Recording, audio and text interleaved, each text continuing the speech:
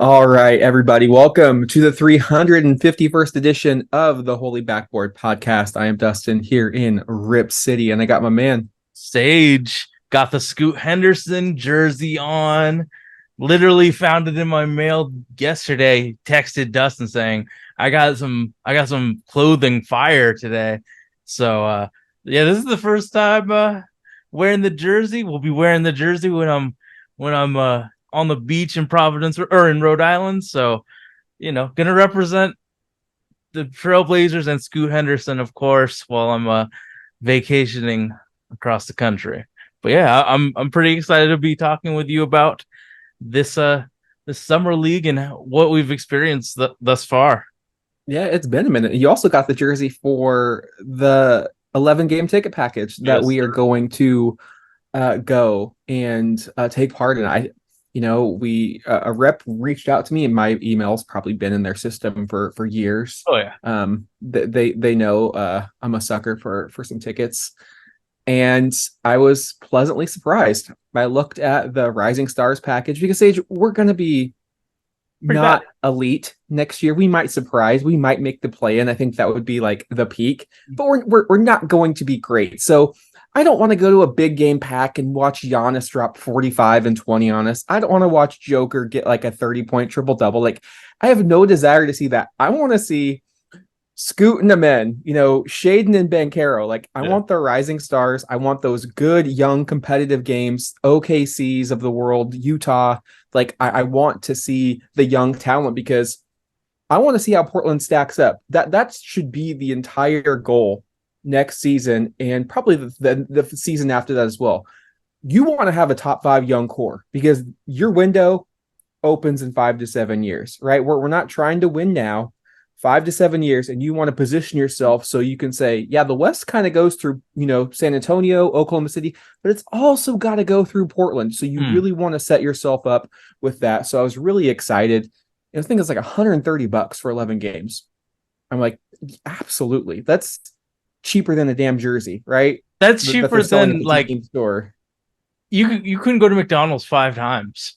You know what I mean? Like if you're getting a meal, you're spending $130 like in a week. You know what I mean? So yeah, it was like you couldn't even go to the movies that many times. So the ticket prices were just outrageous. So It I was was pleasantly surprised oh yeah. to see that. So shout out also to Dame for requesting a trade because I'm sure that helped those Oh, ticket it prices had to. plummet just a bit. So Yeah. me, I can ball on a budget. I have a 7-month-old that I have to, prioritize, but I could set aside $130 easily. So Mm-hmm. it kind of worked out. And these are my favorite type of seasons to get tickets to. Probably my two favorite seasons that I've had tickets to. 0708. That was the year they drafted Odin, but he got hurt, and we were just playing with house money. They go on a 13-game win streak, 41 and 41. And then 0809, you're starting to see the young core grow together. They win 54 games. It was beautiful basketball. You saw something organically grow. It's almost like your farm system was, moving up the Mm-hmm. ranks, and now they're on the big show in the big leagues. And there's just nothing better than that. There's nothing better than building a team from scratch. Like, Portland is a market that is never going to go out and sign a big three in free agency. That's just not how a team or a championship team will ever be built here in this city. So to Most have teams though will never get this. Like San Antonio's never gonna do it. Like most of these most of these cities will never be sexy enough to get the LeBron, D Wade, Chris Bosh big three. We have to build organically through the draft and find talent and cultivate it and develop it. That this is what we have to do. This is what most teams that don't live in a sexy ass city have to deal with. and there's something enjoyable about that We process, about that developed this. grind. Like Yeah, we that developed it. journey is fun. You're invested in the development of players that you see get drafted at 19, 20 years old. And the Summer Blazers were on full display this week. They are 3-1. It's to be determined whether or not they will make any sort of Final Four. I believe they need Utah to lose, and Utah to lose probably by double digits for that to take place. But that's neither here nor there. Really, what I wanted to talk about. It's been a couple of weeks, and we've had our first full week of Trailblazer Summer League basketball, and I just wanted to get your first impressions. Give some of my takes as well. Um, let's start off with Scoot Henderson first. Obviously, the third overall pick from the NBA G League's Ignite, and he didn't disappoint. It was disappointing that he had a minor shoulder injury, shoulder strain on the right shoulder. Thankfully, it wasn't as severe as Shaden Sharp's was last year when it turned out to be a labrum tear. So it is a bit of a bummer, the tradition of lottery picks playing one game and then exiting the summer league for the duration of the tournament. But at least we saw 3+ quarters of Scoot Henderson in relation to only what was like 3 minutes of Shaden Sharp in 2022. And in those 3 quarters, I likened it to what I saw from Brandon Roy in 2006 and Damian Lillard in 2012. You could tell that there was something special going on with Scoot Henderson. You could tell this player has quote unquote it. You could tell he, barring injury, is going to live up to the hype. Like, he is special. The hype was warranted, and he's really everything that you could have dreamed of if you're Portland, getting this generational point guard prospect to just drop into your laps at number 3. And there were 5 plays, excuse me, when I watched this live, and then I went back to YouTube and listened to people break down the plays, or just rewound the plays that Can I really make a stood guess at out to what me. at least 2 of them were? Yeah. A touch attack that he wrapped the ball around to Chris Murray at least twice.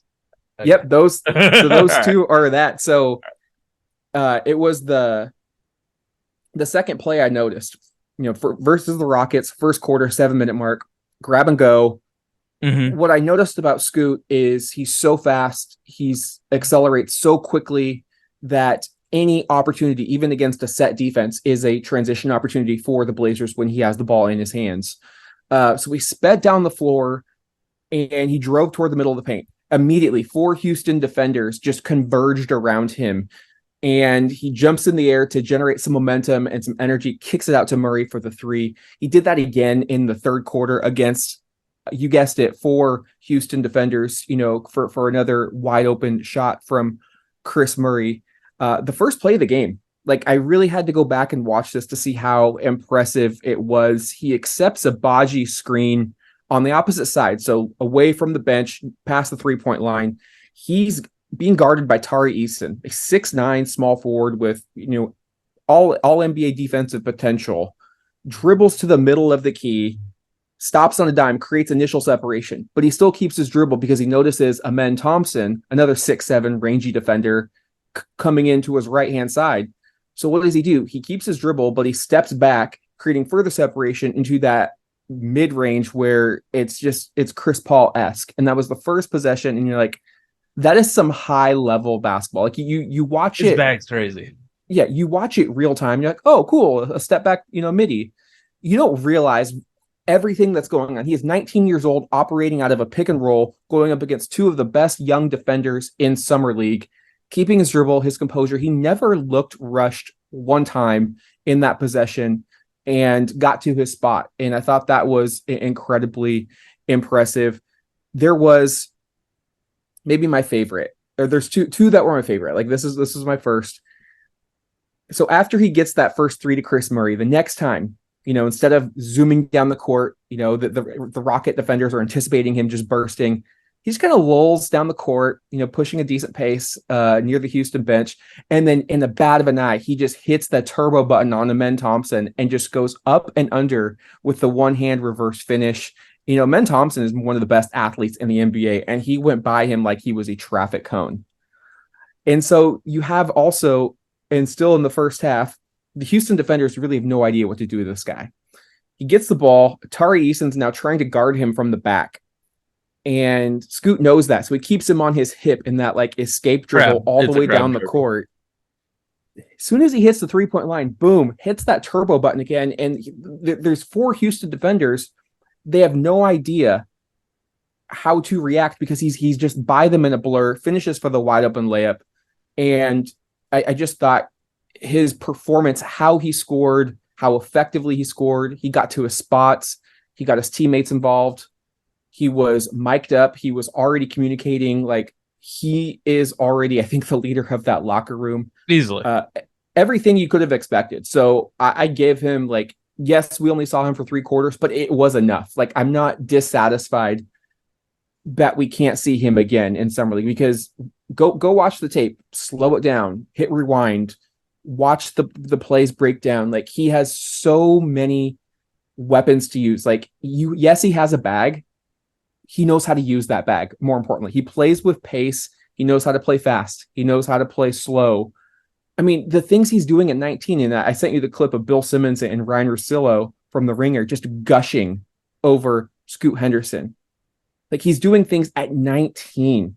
Like, this isn't a 22-year-old, polished prospect like Roy or Lillard was. He's 19 and he's already running NBA sets with perfection. Like, it's like he's him. I mean, he plays at his own pace, and like, superstar point guards don't know how to do some of the stuff that he's doing, where he can set you up going slow, fast, doing whatever, having a bag. I might be confusing Summer League with G League Ignite, but like, he can go into Euro steps with his long steps to score. Like, he just has a bag that no point guard really, I've noticed, has, where he can attack from multiple ways. Like, Ja Morant, you can build a wall and he's not gonna be as effective as Scoot is. I think one of the things that is just so valuable with him is the vision, where he can go up with the wall, but also find the shooter, like the best possible shooter in Chris Murray for a corner three or a wing three. So the fact that he has the athleticism to do whatever he wants in the court, but the insane smarts to just kick it out to somebody and let his teammate, make the play. Like, he's shown that he is a willing passer, and like, you know what, Shaden, you handle the ball, you do your thing. Like, I think that he empowers his teammates, and like, the way that he has been so involved in the games that he's not even in. You saw that ESPN interview where he basically was, big upping his teammates the entire time when he was, and just like talking, like, basically as the ball went from half court, and then started cheering on his teammates. He's engaged. He wants these guys to do well. He compliments them. Like, he's being the leader that this young ass team needs. So, he really is playing at and being a great teammate for his guys to succeed. So, I mean, 3/4 of Scoot is fine, because you saw, like, he didn't struggle. He played at his own pace. So, like, you don't have to worry about this summer league being too big for him. He was a professional basketball player for 2 years. So a lot of the, things that we worry about aren't really the case with him. He's so polished with a lot of the things he does, and so passionate. So with Scoot, it's not that an injury is ever good, but there's guys on this team that can use these minutes to potentially get a job with the Blazers, the G League, Europe, Asia. Scoot's good, so let's let these other guys show their stuff. So, as much as it's an injury and that sucks, but like, you got to see DeVoe, you got to see these other players with the ball in their hand. That was kind of good for, the fans to see, and then, the coaches to see, okay, what can these other guys do in the scheme? So Scoot's good. We already know that. So let's see what else happens. Let's see what else this team can do. Yeah, I was really impressed with how engaged he was. Yeah. I noticed he was standing really from the San Antonio game on, just fully engaged, hyping up his teammates. You can tell he has a voice in that huddle with that young core. I also loved how he embraced the challenge with Amen Thompson. Oh, he was full court pressing sometimes too. There were a lot of questions about his defense, and I think there is some validity to saying that if someone isn't fully engaged in defense, regardless of the setting, that they probably will never get themselves to that level like a Marcus Smart or Gary Payton. And I do think there is some truth to that.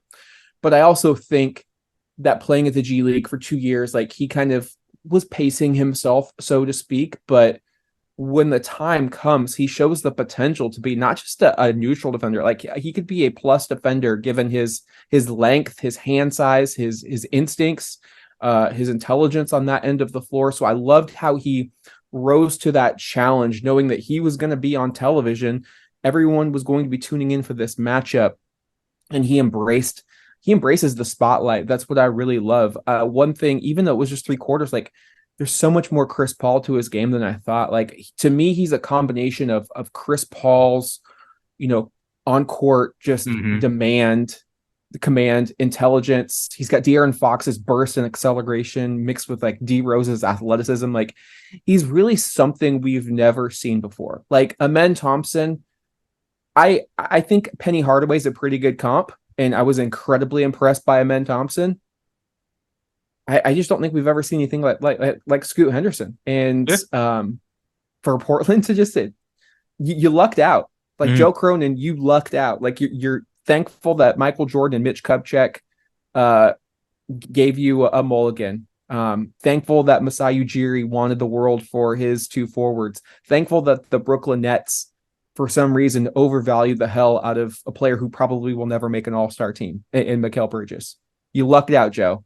Like, so I don't know if Joe Cronin's a good GM or not, but sometimes it's better to be lucky than good. And he did make the right choice. Obviously, just not moving that pick and keeping Sharp last year, Scoot this year, and you really have a beautiful backcourt. And I mean, he hasn't traded any pick. He's utilized them all since he got it. Like O'Shea treated these first round and second round picks like nothing. Like literally nothing, like just irritants. And Cronin, at least in his staff, they've made picks. They've made the right decision. They've realized that even though they say they wanted to win with Dame, they've made picks that kind of showed like, okay, we're questioning the validity of, can we make it happen? Like, I don't know if trade-wise he's good, but I do realize that he's making competent decisions where we just haven't had that in Dame's entire time with the team. Competent decision making. Switching gears to Shaedon Sharpe, I assume he's probably shut down for the rest of Summer League after only playing a half of basketball against the Orlando Magic, and it's a little frustrating seeing how people like are freaking out like about Shaedon.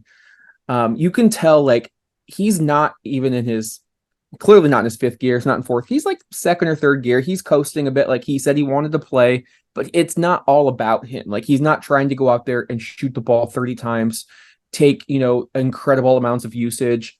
When he had to turn it on, he turned it on. He had one poor shooting performance against the Spurs going like 2 for 15 or something of that nature. But when the game was on the line, like he was making it happen, especially against Houston, especially against the Charlotte Hornets. And there were 5 plays. So I did the same thing as I did with Scoot. I did with Shaedon. I did Shaedon's first. And these were real-time plays. I'm like, okay, this is something that you really need to be excited about if you're a Blazer fan. And I'll go kind of in chronological order. So obviously the first game was against the Houston Rockets. This is the 3rd quarter, the 6-minute mark.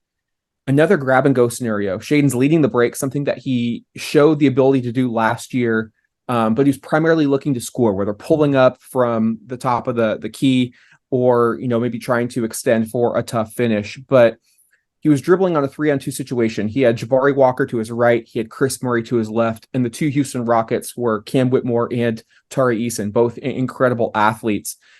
They both gravitated towards Shaedon because, they know this guy could elevate over the top of them.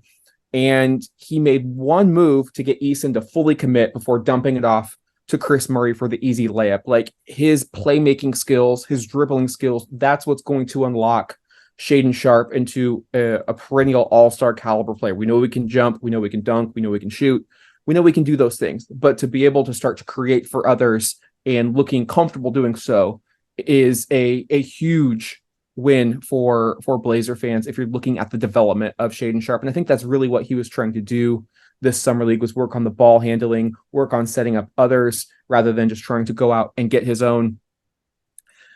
There was another move, and I think this is where I want to see him grow as a scorer, using his athleticism, using his size, his just verticality in general. Fourth quarter, 2-minute mark. The Blazers are up 2. They need a bucket to get more cushion. He's isolated on the wing, past the 3-point line against a smaller defender.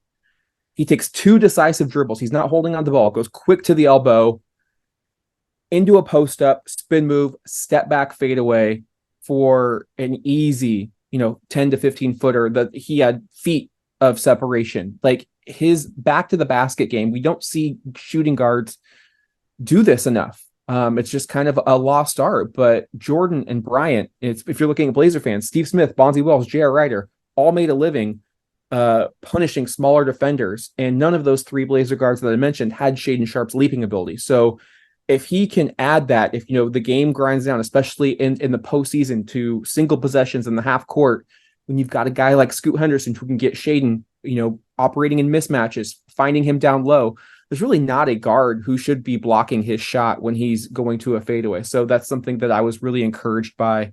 And then I think his best overall performance was against the Charlotte Hornets and Brandon Miller. So the first quarter, we're at about the 3.5-minute mark. He takes the high screen beyond the 3-point line from Reith. He dribbles downhill towards Kai Jones. He's standing near the foul line. And Jabari Walker is flanking him to his right. He's at the 3-point line with Brandon Miller trying to guard the space in between where Sharp is going and also trying to stick with his man in Jabari Walker. Sharp again drives decisively, pulls up at the elbow, elevates, gets Miller to commit. He could have shot this easily. He had enough space. The jump pass. Jabari Walker smartly makes the cut, jump pass, easy dime, easy bucket, easy play, something that you want to see from your second-year shooting guard. In the fourth quarter, 2-minute mark. Again, this was a tightly contested game, back and forth. Once again, he accepts the screen from Reith on the wing near the Hornets bench. Poor Kai Jones. He's in no man's land. He's seeing Shaden Sharp accelerating right towards him. Shaden just does a quick little in and out dribble with just enough of a hesitation. Kai Jones is just frozen. Sharp goes right by for a 2-hand jam. I thought that was impressive. He's been working on his dribbling moves, using his athleticism, using his acceleration to his advantage, but playing with enough pace to know when to stop and start, and freezing a defender who had a really good game against the Blazers so far. And then lastly, fourth quarter, you're up by 1. You need to seal. This is closing time, right? He's your guy. This is when he really elevated his performance. He was really potent with the dribble handoff situations, especially with Reith. Same spot as the move prior. Like, he's near the Hornets bench. I'm sure they're yapping, they're talking their smack. He accepts the ball from behind the 3-point line. Bryce McGowan is trying to defend him. Shaden takes 1 dribble, up fakes. McGowan flies into the Hornet bench. He hands it off to Reith, repositions himself to the left, and gets a wide open, game-winning 3-point shot. Just the poise, the composure. It was a veteran move. The pass fake. He knew. And that's why I'm not worried about Shaden Sharp, because when he turned it on, you could clearly tell he was coasting. He wasn't out there to try and score 40. When he turned it on, when the game was on the line, every time he made winning plays against Houston and against Charlotte. And Sage, he did all of this. One, played most of the summer league without a true point guard in Scoot Henderson. And 2, I don't think Blazer fans realize how much of his game right now is based upon others creating for him off of cutting. He had maybe 1 or 2 buckets off of backdoor cuts. Like, the talent level, they just weren't capable of making the passes or seeing the floor to get him set up. So, like, that's a huge aspect of his game that wasn't utilized, and he was still able, I felt like, to get to his spots, get to his shots, and create for others. So I thought it was a really positive summer league for Shaden Sharp. So I think the things that stood out to me was that in the first game, he was utilizing the step back. Like, when somebody drove to the hoop, and the defense was rotating back to him, he would use a step back to generate more space. And that's something that we just didn't see last year with him trying to generate space. Like, I think with last year, we just had such shitty spacing that he was just using his athleticism to jump over the defense, not trying to go around them. So to see that he used dribble move craft to get and generate space in closeout scenarios with the opposing team having just nothing but length and athleticism defensively was something like I kind of he has his fastball. Now with the craft that he's developing, and yeah, it's going to take a while to get it to the point where it's like Paul George level, but he's showing the ability to sidestep, to step back, to just generate so much space. And even in that Spurs game, I know that he wasn't hitting anything, but he still had like 10 plus rebounds and help side blocks. So that's Oh, can something. we that block on Cam Whitmore too? Like met him Yeah. at the top of the backboard. Sheesh. But even when shit isn't going his way, he can help the team win. That's always something you got to worry about. Like when the shot isn't going, what do you do for the team? And he showed that he's going to be a really awesome help side shot blocker. He's going to rebound the ball. He was probably the, like, if there was a clutch rebound to be had, he was probably going to be the one to get it, or Jabari. But like, he just used his athleticism to get rebounds that were really clutch, even though he couldn't shoot. And that shows something. But like the confidence to try step backs and experiment in your game. Like, I get that efficiency and effectiveness is matters, but not in this scenario where it's like he's doing a step back against, someone who may or may not be in the league, but at least he's attempting this stuff. When last year he was just using his athleticism to score on a really, really, really condensed paint because no one was threatened by Keon for shooting threes or whatever, or Trenton Watford. No one, like, if Trenton Watford shot an open three, there's a third of a chance that it's a complete airball. So him learning some craft, this team is going to be a much better spaced team. I mean, unless we just get Ben Simmons and a bunch of non-shooters, this is going to be a better spaced team for Shaden. So I really enjoy how he was experimenting. And you know what? Summer League is a pretty awesome place to experiment the moves that you worked on in the summer. He was Defensively, also experimenting with his shit talking skills too. He and Cam Whitmore and the Houston bench were going back and forth. I personally loved it. I think he's unlocking a little bit more of his. I think he's just getting more confident. Like he's starting to like. He had that dunk over that tall white guy in the transition, and he just like flexed on him. I'm like, okay, Shaden, tell him. So I personally, I loved the emotion and the confidence that he was exuding, because like, if he is someone where, the greats say like something just gets him going, you don't want to get this guy. Don't make Shaden mad. well, and I think that he was demanding the ball, like that game-winning scenario where he did the pass fake and demanding the ball back. He wasn't going to be able to pull that shit last year. There was Jeremy, there was Nurk, there was Ant, there was Damian Lillard. Like, now he's at least demanding the ball. He didn't demand the ball except for the end of the season run. Like, so he's getting more comfortable with himself, which is really good to see, because we thought he was going to be more of a stoic guy, but at least he's showing emotions. I mean, he's getting empowered by, I assume, Scoot Henderson and the rest of the Blazers staff being like, yeah, man, this is going to be your team sooner than we thought.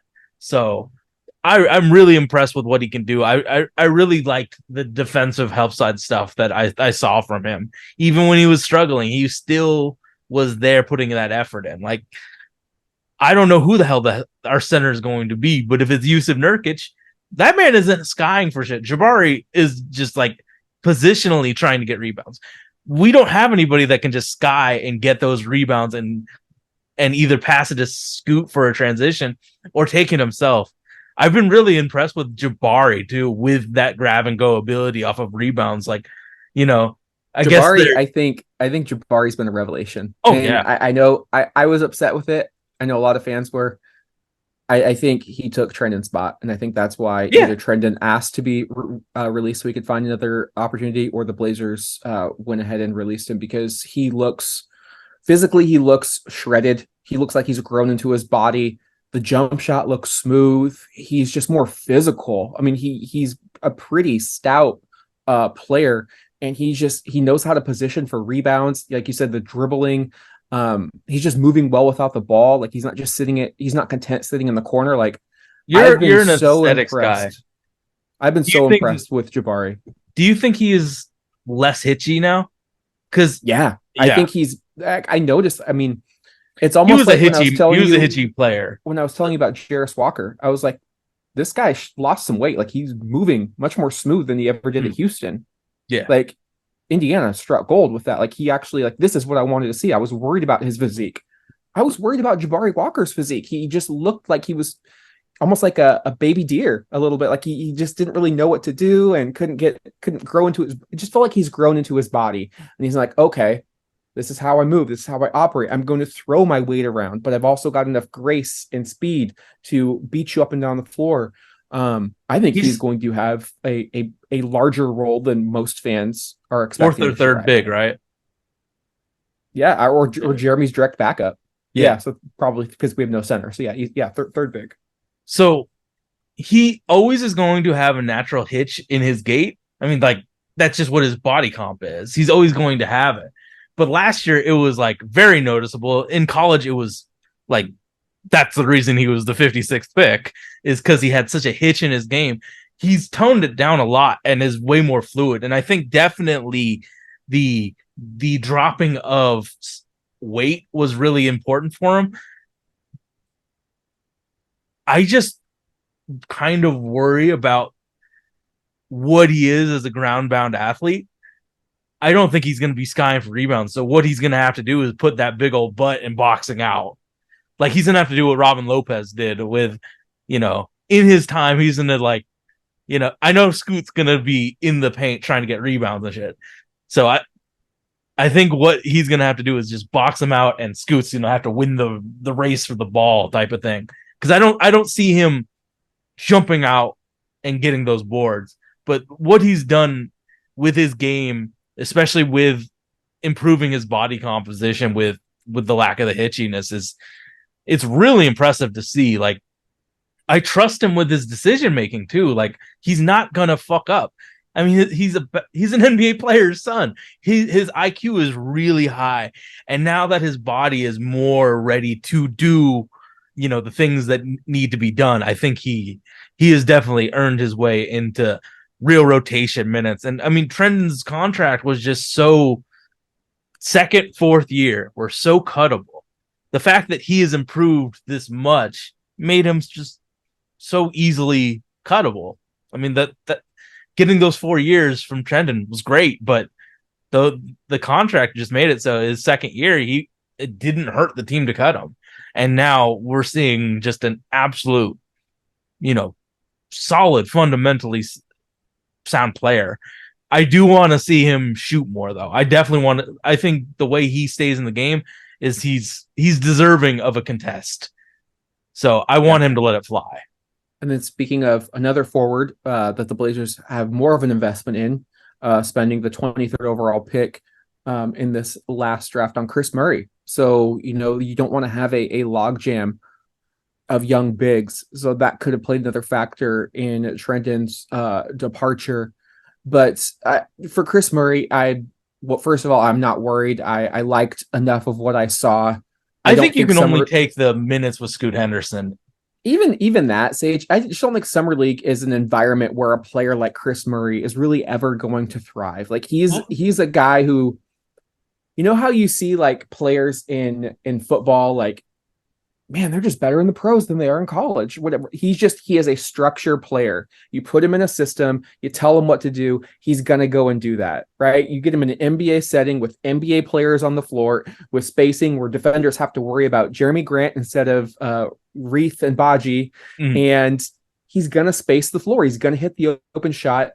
What I liked when I saw flashes of, he had a nice dribble drive with the left-hand finish. I think he's going to have to do more there's two things I need to see more of. He's going to have to do more of moving without the ball, like we saw with Jabari Walker and that play I described with Shaden Sharp, and utilizing his gravity as a spot up shooter to keep the defense honest. So they have to really keep their head locked into him, and they can't just focus on the ball handler because they know he could stay at the 3-point line, he could reposition himself, or he could cut back door. And two, and I saw this a lot in the last two games, he's been beat backdoor twice.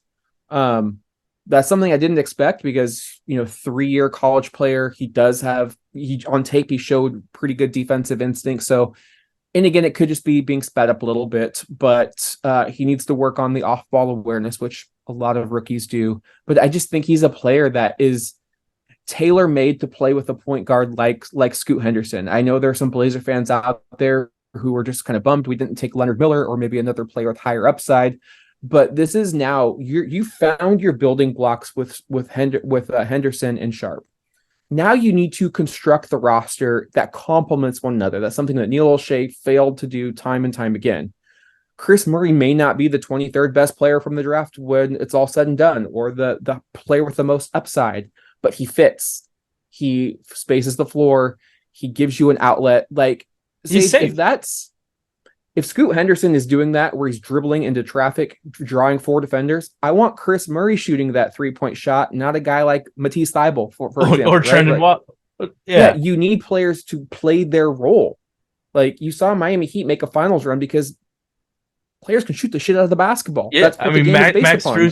Max Strus and Gabe Vincent just got paid because of Duncan Robinson got paid previously because that's what he does. Like, you have to do that. So I'm not going to judge Chris Murray too harshly because are there people that are judging him harsh? I've been trying my best to stay off Twitter. Are people judging him harshly? Oh, people get upset over one Shaden Sharp bad game, or I mean, it's dumb. Yeah, the first game's like, oh, Chris Murray didn't hit a shot. It's like, you just gotta. I do like that he's got a quicker release than I thought. Like, he's like Steph Curry doesn't hit 60% of his shots. Yeah, he's not taking his time to load up or questioning himself. Like, he's letting it fly. There is a fast, like, okay, you got to come out and guard him because he's just letting it go. So I really liked that. I don't think he's ever going to be a threat on a closeout to really put the ball on the floor and finish. I think he can make a pass. Make a pass, but dribble. What I would like to see him do, up fake, just take 1 to 2 dribbles into an elbow and hit the jump shot, or make a simple pass. But like, I don't think he's going to be a player that's going to finish at the rim. Like, that's just never really going to be his game. But again, as long as the defense has to worry about you every time down the floor, you're doing your job. So the reason I don't really care about what he's doing outside of the minutes that he played with Scoot was he's going to need the ball. He's going to need to be spoon-fed open shots. And when you got a guy that just isn't that, of course he's going to look worse. He's not being utilized for what he is going to be good at, is getting catch and shoot opportunities off of somebody's, gravity and paint touches. Devereaux isn't trying to get to the paint to pass. He's trying to get to the paint to shoot. So in every minute, it's just like not what Chris Murray's good at. But when Scoot was there to utilize his shooting ability and, him making, fast breaks, dunks and stuff, yeah, of course he's not going to look good. It's just like this is just not the team with the skill set around him to make him look like like the pro that he is. And yeah, so when I see like a combo guard not setting up the wing shooter, it's like, oh, okay, it's on the combo guard not setting up the player. And Chris Murray is taking shots that he will never take in a professional game. Never, never, never. He's not trying to take a step back 3 that's contested. That's just not his game.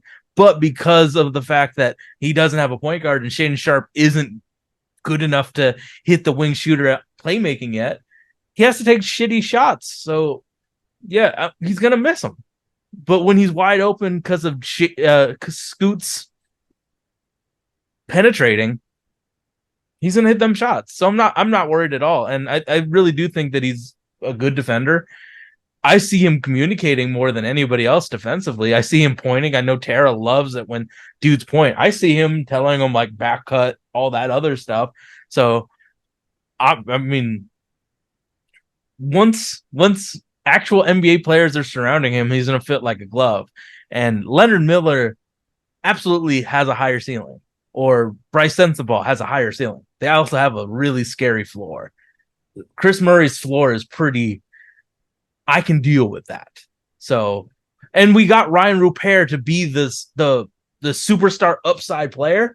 So we had to get a safe player at 23 since we took a risk at 20 or at whatever pick we had in the draft 43. So it's just like, all right, we took the safety, we got the good tight end. Now let's get the fucking the potential X factor receiver. And if he fails, he fails because it's the 43rd pick. I liked what I saw from Rupert. It wasn't anything surprising or not surprising.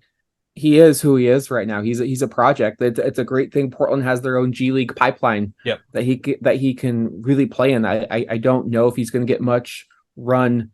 Maybe at the end of the season, if the playoffs are completely out of the picture and maybe Matisse has been traded or whatnot, and you're trying to develop players, but he's going to spend the majority of his first 2 years with Portland with the remix, the Rip City remix. Like, I'm not expecting him to be able to put the ball on the floor, to really shoot right now. Like, those are things that he needs to work on. But what I love, and the reason Portland drafted him, and you saw this in the game against Orlando, he has hounding ability to pressure a ball handler 94 feet. He's got arms for days. He's got great instincts on the defensive end of the floor, making plays. Like, that's where he is going to be a benefit for this roster. Again, you don't need him to be an all-world small forward. Like, we're talking about roster construction. You need a guy on the perimeter that you can say, go and defend the other team's best offensive player. Do you think he has the player comp of Matisse Thybulle? It's hard to say. I think he's much more athletic than Thybulle could ever dream to be. He's too young for me. He's on stage. Honestly, like, I know people like to throw out the Nicholas Batum comparison because they're both young and French. I don't think you can compare him to anyone right now because there's just so much more molding that has to be done. Like, defensively, he's long and he can really stick to somebody on ball. He's going to grow into the off ball. Offensively, there's not enough to go by right now. Like, I want to see him after 2 years in the G League, and then I can say, oh, he reminds me of this. I think there's so much. Batum was a natural playmaker. Like, he was and I don't with see the ball that. in him. I don't see that from Rupert. Now, if he gets there, great, but I don't see him as a ball handler, as a playmaker. But again, maybe he could be more than just a spot-up shooter, which would make him a little bit different than Matisse. I think he's longer than Matisse, definitely longer, more athletic, maybe more disruptive. There's just I don't know if I would put a comparison. I think he's too raw. Like, would you put it if he's fully optimized? He's in the Bruce Brown role, right? Just being a menace defensively, offensively. Just, I mean, like, Gary Payton II was signed by us with the full MLE for a reason. They see that as a need for this team. So it's just like, okay. If Ryan Rupert, I just don't see the Batum thing, but like, if he can just be worthy of a closeout, offensively, there's so much he can become because of the sort of threat that he can be. So I like what he did defensively. Offensively, I think that he's gonna have to be a transition guy for the first however many years he's on the Blazers. He's just gonna be like a transition gadget guy. Before we wrap this up, any players outside of the Blazer realm who you want to talk about, who you liked, who you disliked more? We know we did a lot of evals leading up to this draft class. Want to get your thoughts before we send this one home. I mean, watching Tari Eason makes me realize that he's a really good future Blazer. Though, did you see the play? Obviously, we obviously, like, Tari was last year's class. But yes, I agree. If we get multiple first round picks from a Dame trade, I'm sending one to Houston with matching salary, and we're getting Tari Eason out of Houston. They just signed Dylan Brooks. They just drafted Cam Whitmore. Free Tari Eason. He is the perfect small forward next to Scoot and Shaden. Like, Did you see the the dude Jarris is. Walker dunk? I Where didn't. so he Yeah, got yeah, yeah, yeah. fouled. I saw. Yeah, He yeah, I saw fouled, it. shot one free throw, missed the second one, dunked it. Actually, I think the rookie that has impressed me the most is Jarris Walker with how well he defends. Like, he's just genius level basketball because he can legitimately shut down a half of the court defensively. And now that he's lost weight and is more mobile, Indiana got a really good one. Yeah, Jarris is definitely on my list. The Thompson twins are fabulous.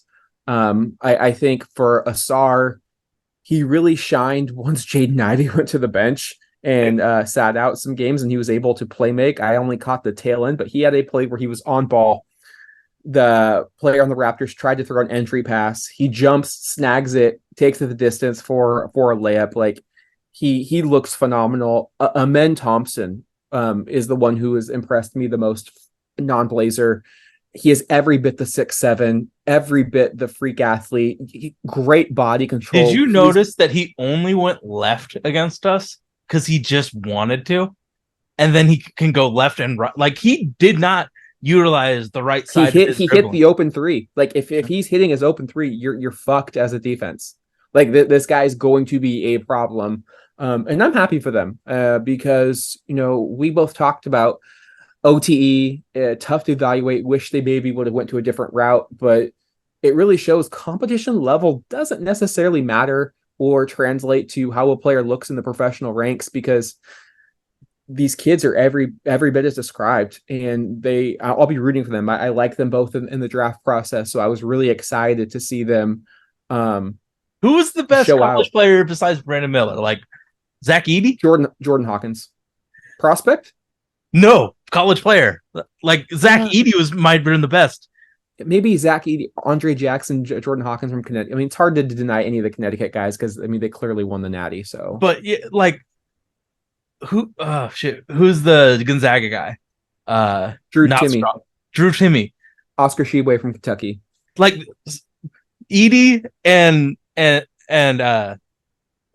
whatever his name is, we're probably two of the best college basketball players. But you know what? They're gonna top out as at very, very, very, very best gadget big men. So dominating in one specific level doesn't automatically mean they're gonna dominate another level. Just because they were good in college doesn't mean they're gonna be good in the pros. So you gotta take everything in context of, okay, this dude does special things, even though he is in a lesser division. Like, we saw Purdue lose in the first round because they were able to handle Edey, and then the rest of the team just was god awful. So even at the best competition, when you're the number one seed in your conference, it's like, you know what? In high level comp, you might not be the best. So yeah, I'm happy for the G League Ignite and the OTE guys for succeeding when there's college guys that fucking suck. I know it's only summer league, but looking back at your big board and how you evaluated the prospects, anybody that hasn't lived up to your expectations? I think it's a little too early to But really. that's what we do. We already are putting the caveat that it is only summer league, but from what we've seen, anybody like you're a little worried if you're a fan of this team. The worry meters, it's a moving. Because I'll tell you right now, I'd be a little terrified if I was a Charlotte Or, Hornets fan. oh, I thought you were gonna say Orlando. Orlando too, but I won't. I like one prospect better than the other, but we'll get to that in a second. Brandon Miller. I think that I know he's done well. I'm kind of worried about Cam Cam because, Whitmore. yeah, they're disrespectful on how bad. Like, if I know Houston's going to play, watch how they defend him in half court. Transition wise, I am not worried at all about Cam Whitmore. I am worried about half court basketball. But that was also a He's pretty low risk pick, right? So they already got, now if they took him at 4, I think I would be on board with you. But they got him at 20. I think that's just but he's like I a mean we he's got gonna like impede on Tari and Jabari. Like I think that he's going to have major issues as games go slow. So I've watched the Rockets the most out of any team, really. So I watch him and I'm like, yeah, he's doing well in transition. Yeah, he's doing well in transition, but god damn, they're so he far definitely away has from the him. tunnel vision. Well, dude, I'm sure you're gonna watch another Houston game. Watch how they defend him. It's worse than opposing teams defended Kent Bazemore when he was on the Blazers. Like legitimately. Like I don't think teams really respect him, and I'm worried about injuries, and I'm worrying about his potential fit in the actual NBA. Yeah.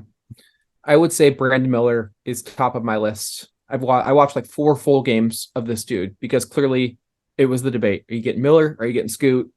So there's a vested interest there in seeing how he performs. There's a lot that I am gravely concerned about. He needs to get physically stronger when Yeah. he shoots the ball. When he shoots the ball outside of a catch and shoot, like if he's dribbling maybe a step or two beyond the 3-point line, or he does not generate any momentum or force or energy from his lower half. Everything is coming from his arms and shoulders, and that's why you're seeing so many of his shots hit the front of the rim. Defensively, he is upright like a Bro, I've told folding you all chair. this. We do this though. I know, but when you see it on an NBA scale, like college is just different. Like it doesn't get exposed as much, right? But when you see like guys are just like blowing by him, I get he had 26 points against Portland. He caught an alley oop. He dunked down the lane. Yes, he's 6'9". He's going to be able to catch an alley oop, but athletically, he has no burst. Mm-hmm. Jabari Walker was doing a good job of walling him up. Yeah. No disrespect to Jabari Walker because we did He's just a hype him 4 up. or 5. Yeah. But if you cannot get by Jabari Walker, you sure as shit aren't getting by Giannis, Yep. Kawhi, KD, LeBron. He ain't Marcus getting past Smart, Josh anybody. Green, bro. He's not getting past role players. If And you can't obviously score the Sage without, I worry that he can't get to his spots. He's not going to be able to create for himself. I do agree he's going to look better next to LaMelo Ball, but drafting him 2 with Amen and Scoot right behind him, it's going to look bad because he is kind of like what we're talking about Chris Murray. He's almost going to need to be spoon-fed some of these opportunities. well, I mean the fact that he can't score inside at all, like he's missing wide like prime Russ when he just threw shit up at the hoop and it bricked and airballed. Like so he needs to get stronger. He needs to get more crafty. He needs to. I mean, he took so many god awful shots too, but like, there's just a lot of what he needs to do physically and with his body and craft. And I think what Charlotte's going to need to do is look at Jason Tatum tape from like when he was a young player, when he wasn't as great as he is now. Like they need to get someone like Daniel Theis just to set screens for him so he can get an open lane to the hoop to even attempt to score. Because if he doesn't I have was going any to say Chris Middleton tape as well. Like Middleton is a But fringe all-star and he looks great again with Giannis, but you wouldn't draft Chris Middleton 2 overall. But why I say the Celtics is because they knew that Jason Tatum couldn't score in the paint.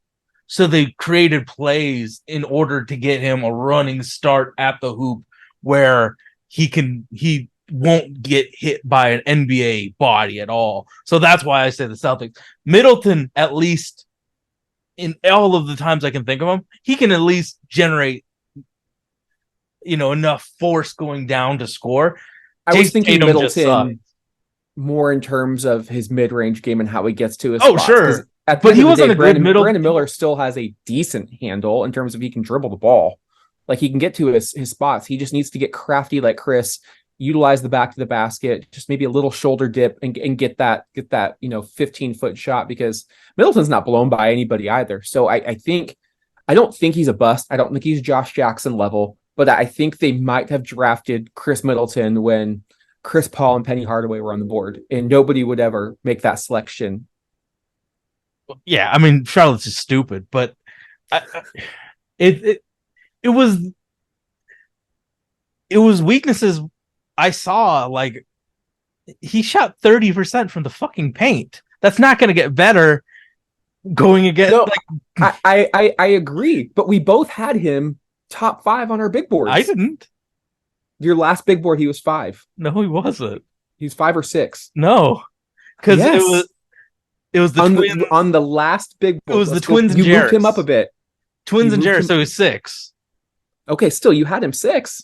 Yeah, so I mean, still, but he's still like all of those problems that I have with him still aren't fixed and are even more exposed. I still think he has a lot of flaws, and I know you want to talk about the Orlando. I like Jet Howard. I think that was he's a very confident shooter. I think he's got better dribble skills than Grady Dick. Poor Grady Dick. I mean, just got absolutely cookies at the end of that game, and basically gave it up to Detroit. I think Marcus Sasser snatched it from him. And then Grady Dick see missed. The oop that Sasser did to Amen? Yes, to Asar. Yeah. Oh, hell yeah, I did. The reverse. That was nasty. Do you think Marcus Sasser is gonna be a rotation? I don't know. I have not seen enough Marcus Sasser. I literally saw the alley to Asar, and I watched the steal live. Don't know why Toronto drafted Grady Dick. I think that was a weird selection then, and it's an even weirder selection now. I know he had like 30 in his first performance, but to me right now, he's just like a flamethrower, but can't really do much else. I need to see more from him. But to Orlando, I like the Jet Howard because he showed a little playmaking. He's a bigger body. He had a nice little dribble into a step back. Not against the Knicks. It was the game prior to Portland because they played it back to back. Yeah. So against the Knicks, his last attempt where he was just the most confident step back in the world that Anthony Black got the tip in. Like that confidence. He's the son of an NBA legend. Of course, he's got confidence. Dad's Fab Five royalty. Yeah. Anthony Black, I don't think he's a bad player. I don't think he's a point guard though. Can you say that he's a playmaker? Maybe a secondary. Like, I know you're going to hate this. I watched that. I specifically tuned in. I'm like, I'm going to watch Anthony Black with an open mind. 14 rebounds. He can rebound the shit out of the basketball. He reminds me of your favorite Trailblazer, Josh Hart. No. I won't. Yes. No. You're wrong. No. Josh Hart doesn't pass.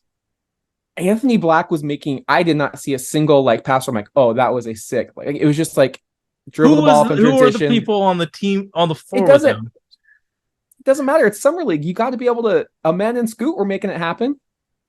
Yeah, but Amen has fucking Tari Eason and Cam Whitmore, and he has Jet Howard. Come on, bud. I think you're Howard's the 11th pick. All I'm saying is, I think when I saw Amen take that 3 against Portland, I was like, oh, the shot's not as wonky as I thought it was. He's definitely been putting in the work.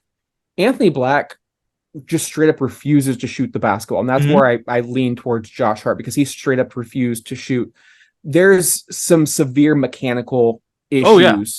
Like, he has to wind up and and it just if misses. You said Lonzo Ball, we would not be talking anymore. I just think Josh Hart doesn't have the chops passing that that AB does. I think he's closer to Josh Hart than Lonzo, because I think Lonzo at least had vision, great vision. Okay. Lonzo had great vision coming out of UCLA. So does AB. I don't see it. I do not see it. I think they next year we'll up. talk about it. Next year we'll talk about it, because we're talking about. It's fun though, Sage. It's the dog days of summer. This is what I live for. I get up at 3 a.m. every morning to feed that baby. I got to think about something. So let me live.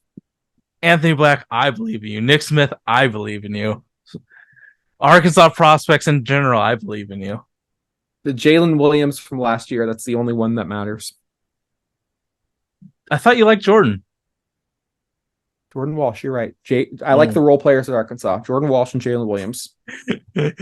Oh man, you know I All still right. love Daniel Gafford. So Let's forgot he went there. You're right. Let's wrap this bad boy up. We're hitting about an hour into this episode, but what it's about been Al good. Jefferson? You didn't like his old? No, I'm sorry. Al Jefferson straight out of high school.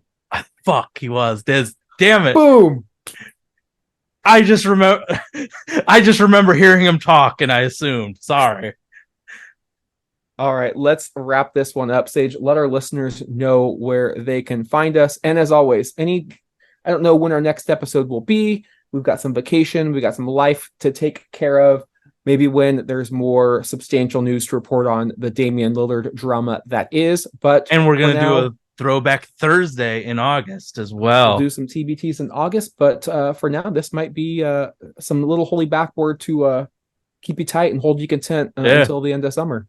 Absolutely. So we are available on iTunes, Stitcher, Himalaya Podcast, Google Play, everywhere where you get your podcast. We are there. We are also available on YouTube, full episodes, so you can see us. And then we absolutely have clips for you if you like seeing shortened content from our large podcast. So thank you all for listening. We are out of here. Bruce.